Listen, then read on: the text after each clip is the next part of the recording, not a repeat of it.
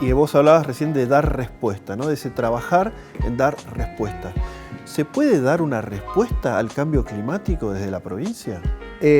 Yo creo que la respuesta va a estar dada en función del conocimiento de qué maneras podemos dar la respuesta. Y en ese sentido, tenemos que entender el concepto del cambio climático, de cómo se genera.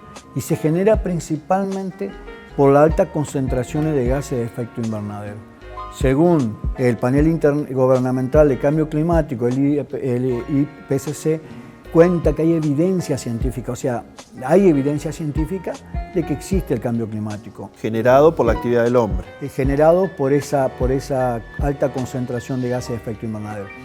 Entonces, ¿cuál es una respuesta al cambio climático? Directa, empezar a disminuir esas emisiones para volver a los patrones originales o lo más cercanos. Y en eso hay compromisos a nivel nacional, a nivel internacional, de dejar de emitir y llevarlo a un año base para decir, bueno, no, dejemos de emitir.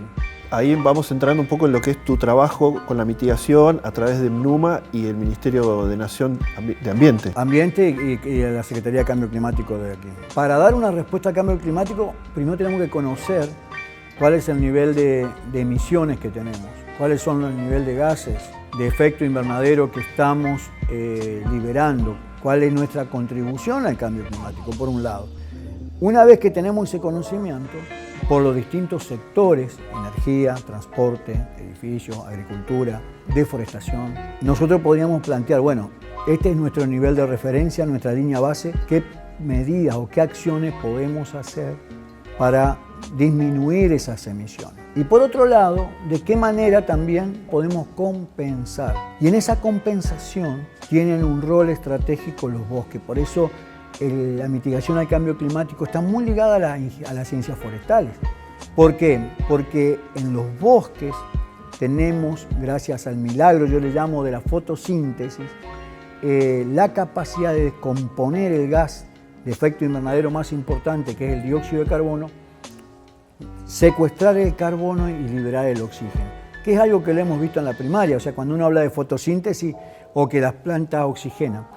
Y tenemos en la madera los grandes sumideros de carbono atmosférico. Todo eso que secuestró queda almacenado.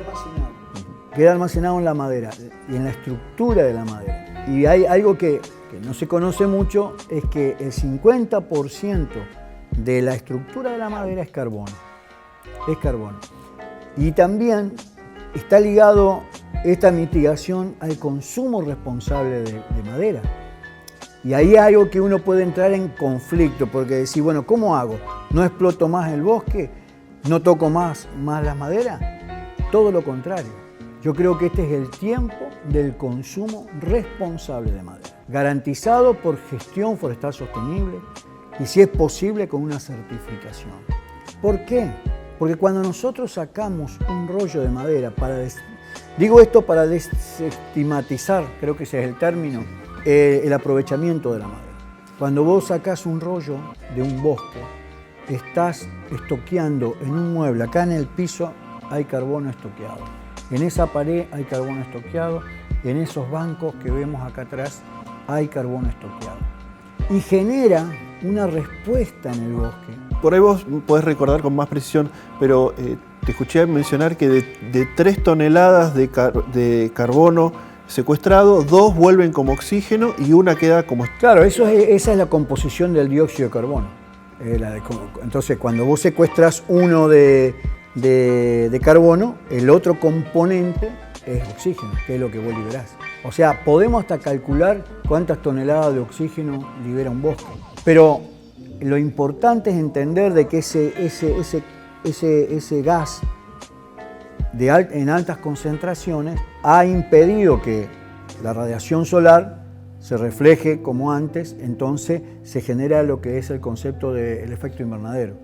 El efecto invernadero es como que la temperatura media empieza a aumentar. La temperatura media del planeta es de 14 grados centígrados y se ha alcanzado a 14,8. Si seguimos emitiendo con estos niveles de referencia de ahora, se corre el riesgo de un escenario de 3 grados centígrados de aumento a la temperatura media. Hay que hacer entender también, o tenemos que transmitir, que el gas de efecto invernadero por naturaleza no es malo. La alta concentración es mala. Sin los gases de efecto invernadero, el planeta sería inhabitable porque tendríamos una temperatura de menos 18 grados centígrados. Y el componente de gas de efecto invernadero más importante es el vapor de agua. Pero el vapor de agua no tenemos manejo nosotros, es natural. Sí podemos manejar el dióxido de carbono. Y el dióxido de carbono encuentra en primer lugar la generación de energía, uno de los principales emisores de estos gases, ya que el alto porcentaje de energía es con la combustión de combustibles fósiles. La industria que más emite dióxido de carbono es la petrolera o la generación de energía.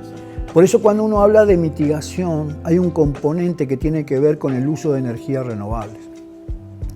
Y ese es un tema que en Misiones todavía tenemos que seguir debatiendo.